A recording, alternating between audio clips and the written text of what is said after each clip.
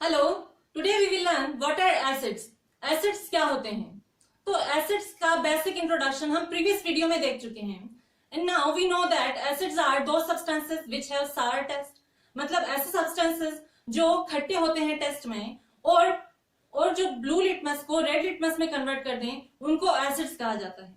And इसी के साथ साथ हमने एसिड्स की एक मॉडर्न जो डेफिनेशन होती है वो भी डिस्कस की थी।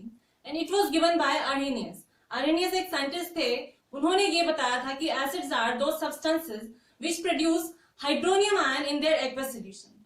अब इस मॉडर्न डेफिनेशन जो है इसका क्या मीनिंग है? तो पहले तो हम डेफिनेशन लिख लेते हैं एसिड्स की। Acids are defined as those substances which release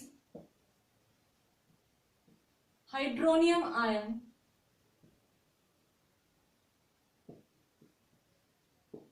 in their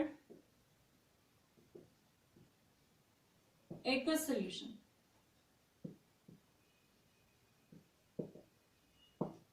now what does it mean?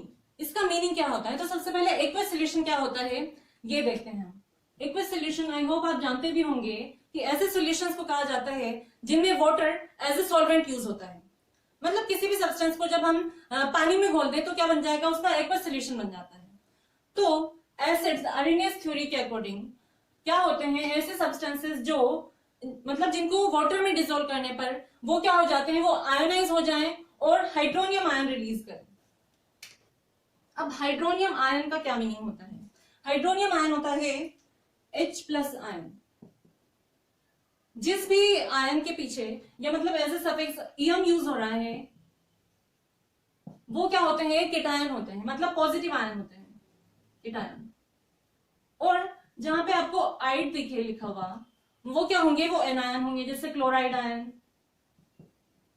Hydride ion, ये सभी क्या होंगे? ये नेगेटिव आयन होंगे। और जहां ईएम लिखा होगा वो क्या होंगे? पॉजिटिव आयन होंगे। जैसे कि अभी हमने हाइड्रोनियम आयन डिस्कस किया, मैग्नीशियम आयन, सोडियम आयन, ये सभी क्या होते हैं? ये पॉजिटिव होते हैं।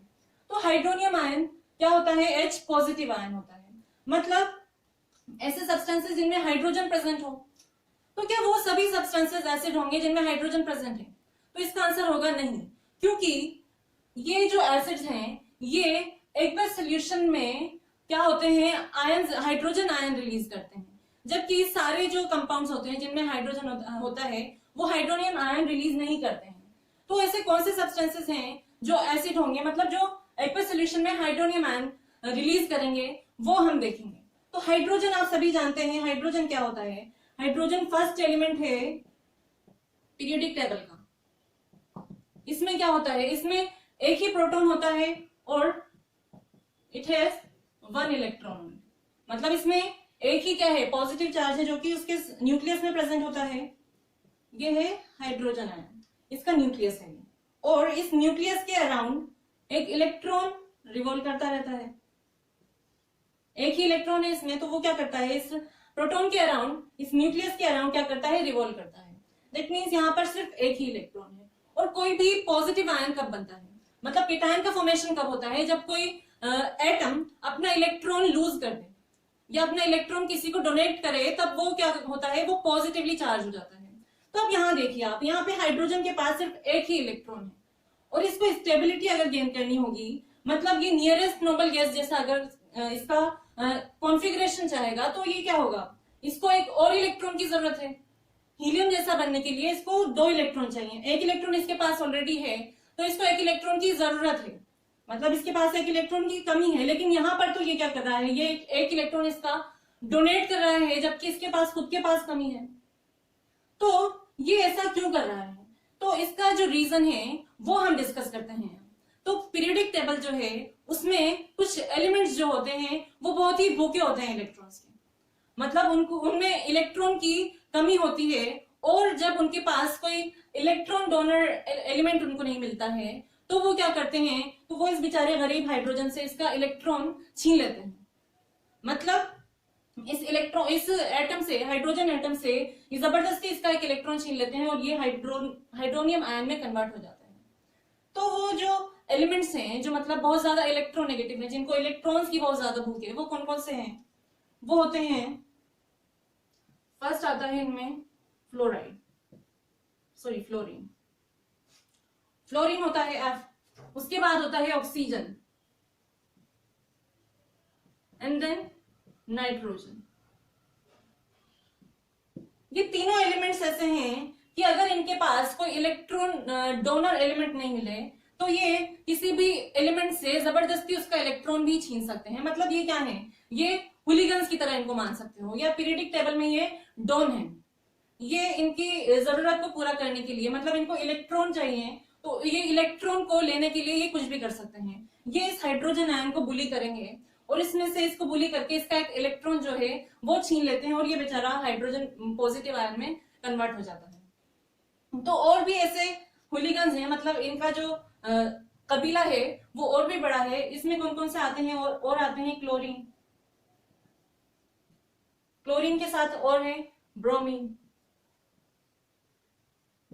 और आयोडीन। इन सब में ये जो फ्लोरीन है ये क्या है, ये इनका सरदार है। मतलब इसको सबसे ज्यादा इलेक्ट्रॉन की भूख है और ये सबसे ज्यादा बुली करेगा इस हाइड्रोजन को या किसी भी एलिमेंट को।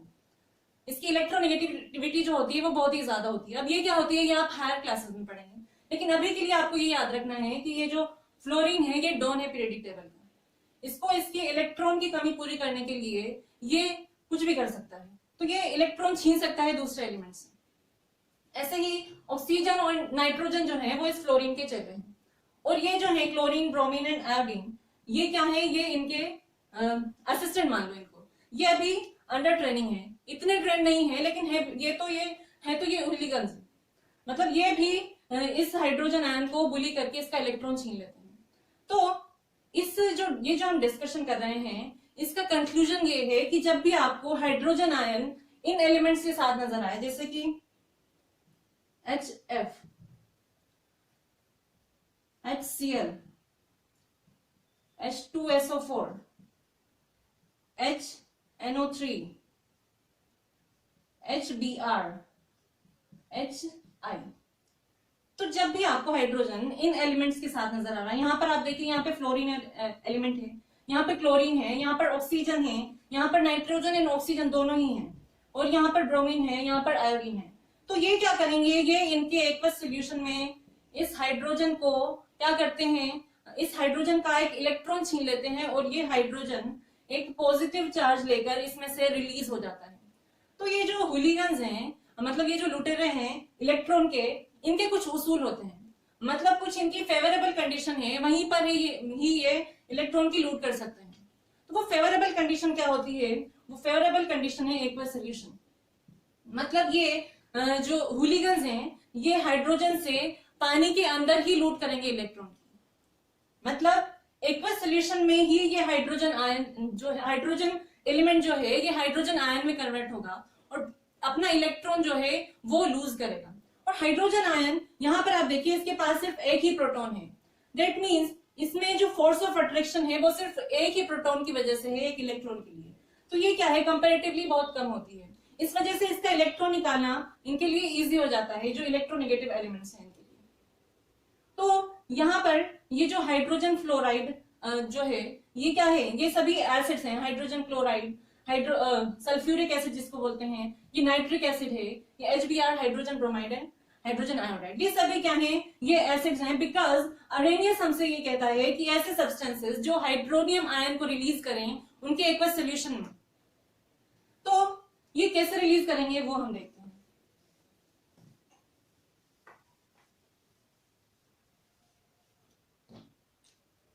हाइड्रोजन के साथ क्या है, क्लोरीन है।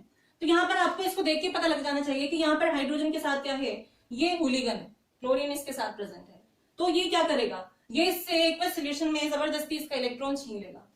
एक्वस सॉल्यूशन मतलब इसको जब वाटर में डिसोल्व करेंगे तो ये हाइड्रोजन आयन जो है ये हाइड्रोनियम आयन में कन्वर्ट हो जाएगा और ये Cl माइनस जो है ये क्या करेगा, इस हाइड्रोजन का एक इलेक्ट्रॉन लेके क्लोराइड में कन्वर्ट हो जाता है। दैट मीन्स ये क्या हुआ, इस HCl के एक्वस सोल्यूशन में हाइड्रोनियम आयन जो है वो रिलीज हो रहा है, इस वजह से ये क्या है, ये एसिड होगा।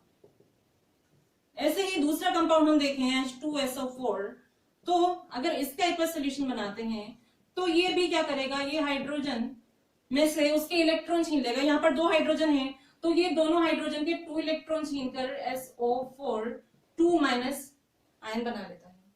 तो यहाँ पर क्या हुआ, यहाँ पर भी हाइड्रोजन आयन रिलीज हो गए। ऐसे ही अगर हम नाइट्रिक एसिड की बात करें HNO3 की, तो HNO3 का जब एक्वस सोल्यूशन बनाया जाएगा तो एक्वस सोल्यूशन में मतलब पानी में ये जो है नाइट्रोजन एंड ऑक्सीजन, ये इस हाइड्रोजन का एक इलेक्ट्रॉन लेकर क्या करेंगे, एनायन में बदल जाते हैं, NO3 माइनस। तो ये सभी क्या है, एक्वस सोल्यूशन में है। ये भी एक्वस सोल्यूशन है and this is also aqueous solution.